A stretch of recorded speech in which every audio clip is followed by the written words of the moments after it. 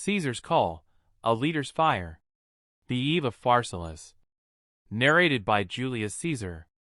People of Rome. Today, I stand before you not as a god, not as a conqueror, but as a man who once faced the end of everything he believed in.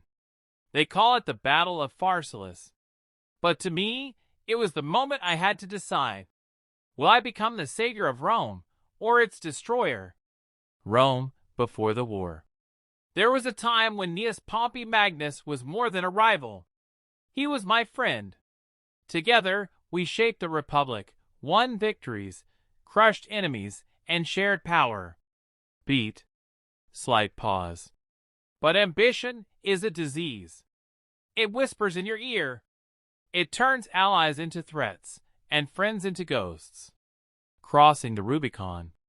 When the Senate demanded I surrender, when Pompey raised the sword against me, I made my choice. I crossed the Rubicon. A single step that shattered centuries of law.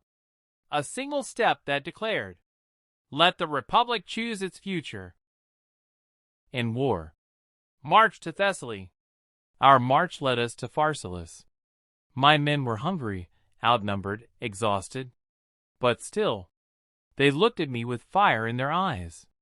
I stood before them and said, we are not fighting foreigners.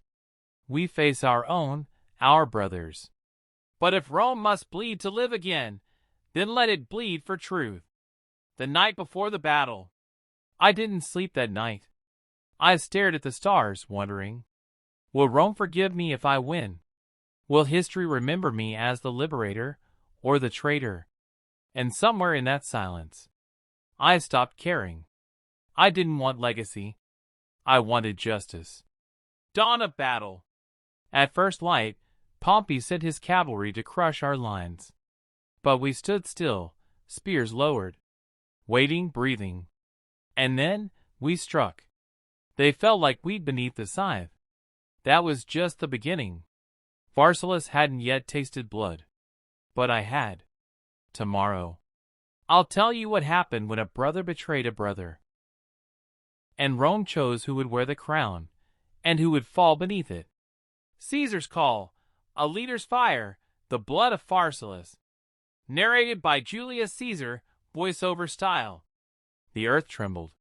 Spears shattered, blood spilled. But I stood still. I was not watching a battle. I was watching Rome rip itself apart.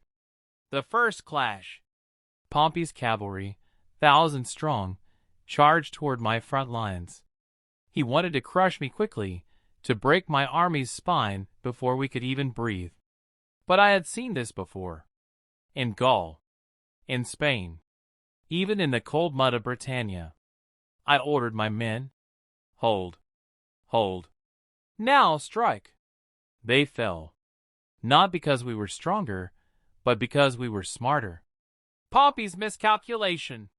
Pompey watched from a hilltop like a spectator in a theater. He believed I was desperate. He believed I was broken. But belief is not strategy. And pride is not power. He had the numbers. I had the fire. Turning the tide. I called in my fourth line, my hidden strength, men forged in the fire of 100 battles. They didn't charge with fury.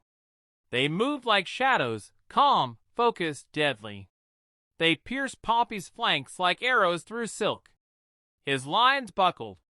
His men began to run. Broken heart, the eyes of the enemy. I looked into the face of one of Pompey's wounded soldiers. He was barely breathing, covered in blood. But his eyes met mine. He whispered, we were Romans too.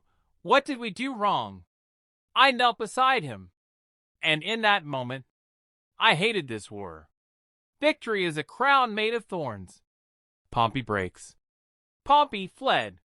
The great general, the savior of the Republic, galloped away in silence, leaving his army broken in the dust. He rode not for glory, but for escape. And I was left standing in the silence, surrounded by the dead, the dying, and the future.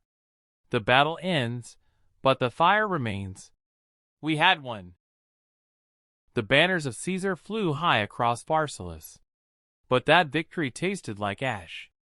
I had defeated my brother. And in doing so, I had become something else. A legend? A tyrant? A savior?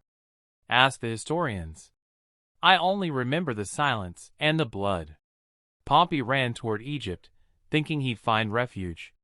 But in Egypt, fate was sharpening its blade.